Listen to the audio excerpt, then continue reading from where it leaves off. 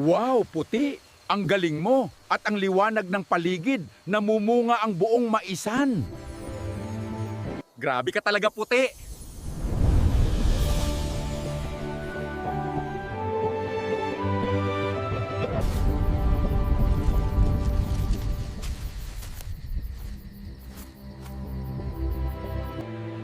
Anong yari kay Puti Itay? Bakit siya nawalan ng malay?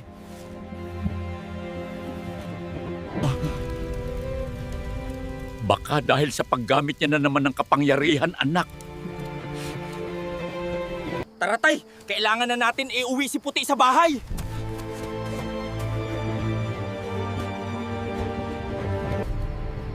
Napakagandang nilalang.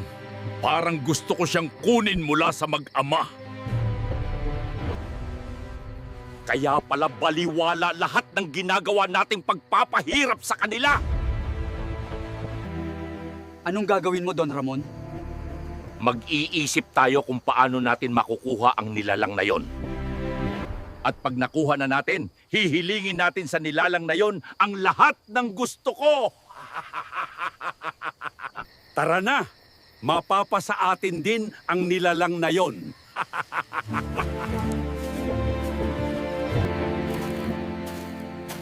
Kumusta si Puti, anak? Namumutla pa din siya, tay.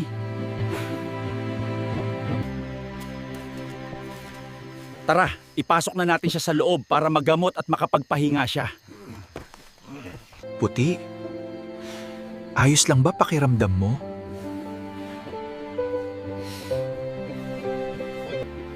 Di ba sinabi na namin sa'yo na huwag ka na maglabas ng kapangyarihan mo para hindi ka na magkaganito? Hayaan mo na lang kami mag-ayos ng problema namin, Puti. Kaysa ganito mapahamak ka, hindi namin kakayanin. Nagpapasalamat kami sa Diyos dahil binigay ka niya sa amin, Puti. Pero wag mong ipahamak ang sarili mo para sa amin. Parang masama ang kutob ko. May maling nangyayari sa anak ko. Kailangan ko makita ang anak ko, di baling magulat sila sa akin!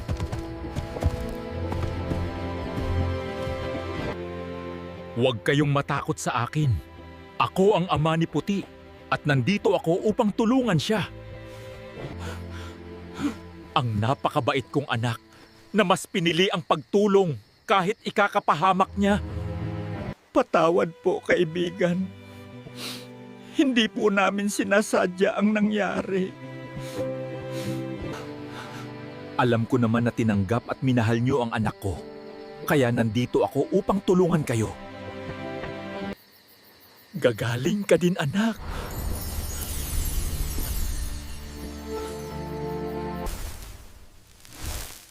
Ang gandang liwanag.